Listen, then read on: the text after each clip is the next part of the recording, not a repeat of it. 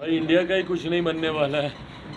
बिल्कुल ठीक कह रहे हैं, उन्हें कुछ नहीं बनना है क्योंकि इंडिया का ही ये जो तथाकथित जो विपक्षी दलों का जो ये गठबंधन है, जिसमें इन्होंने मेरे देश का नाम अपने राजनीतिक लाभ के लिए ये लोग इस्तेमाल करने का ये लोग प्रयास कर रहे हैं। तो ठीक ही कह रहे हैं मुख्यमंत्री जी कि उस गठबंधन में इनका कुछ बनने वाला नहीं है और ना ही उस गठबंधन का कुछ बनने वाला। जिस तरीके से रह रहकर विरोधाभास इस गठबंधन में देखने को मिलता है, बिहार की बैठक में दिल्ली के मुख्यमंत्री का नाराज़ होना, बेंगलुरु की बैठक में मुख्यमंत्री बिहार इनका स्वयं का नाराज़ होकर वापस आ जाना, और अब मुंबई की बैठक में देखते हैं भैया कौन नाराज़ होकर आता है या कौन नाराज़ होकर जाता ही नहीं है। क्योंकि जिस तरीके से दिल्ली में कांग्रेस के प्रवक्ता का एक बयान आया और आम आदमी पार्टी ने तुरंत उसके ऊपर एक तीखी प्रतिक्रिया दी, तो ऐसे में कौन इस गठबंधन में जाता है नहीं जाता है मुंबई वाली बैठक में, ये देखने के लिए होगा।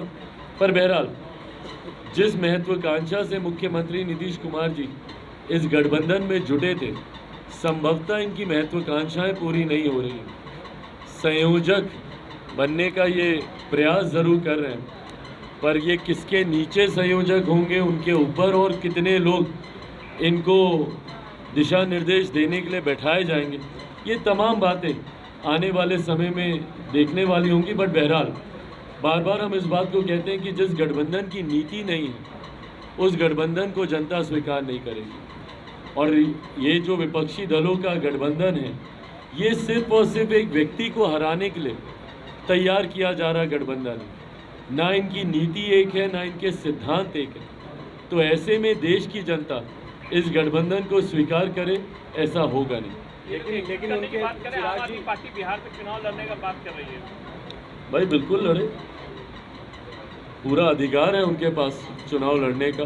देश के किसी भी कोने में जाकर वो चुनाव लड़ सकते हैं। पर अंतोगत्वा बिहार की जनता कितना आपको स्वीकार करेगी, और बिहार की जनता तभी स्वीकार करेगी जब आपके पास विकसित बिहार को लेकर वो विजन होगा, वो सोच होगी।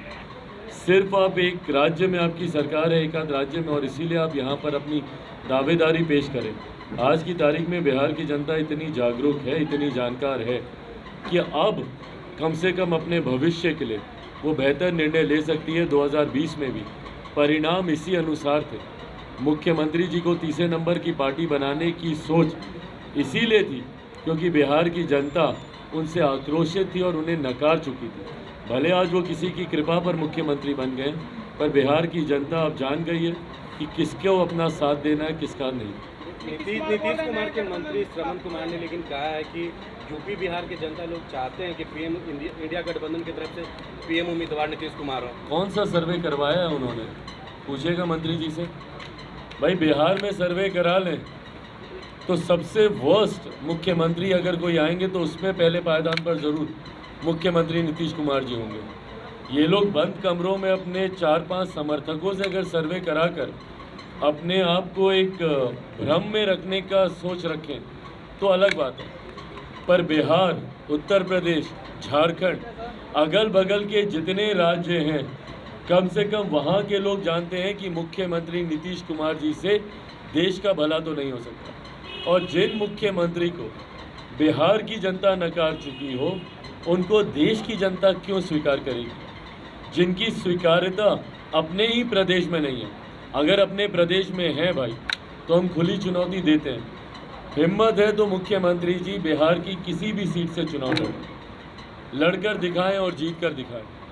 क्यों भैया दूसरे राज्यों में जाकर सीट तलाशने का ये प्रयास कर रहे हैं? इसी डर से ना, क्योंकि बिहार से ये चुनाव नहीं जीत सकते। भाई इनके विधायक नहीं बिहार से चुनाव जीत पाते। क्या हुआ था उपचुनाव में, क्यों नहीं जीत गए? क्या हुआ था पिछले विधानसभा के चुनाव में, क्यों आधे से ज़्यादा प्रत्याशी इनके चुनाव हार गए? तो जब इनके विधायक यहाँ से चुनाव नहीं जीत सकते, ये खुद बिहार से चुनाव नहीं जीत सकते। अगर जीत सकते हैं तो भाई घोषणा करें और आए खुले मैदान पर, अपने आप साफ हो जाएगा दूध का दूध और पानी का पानी।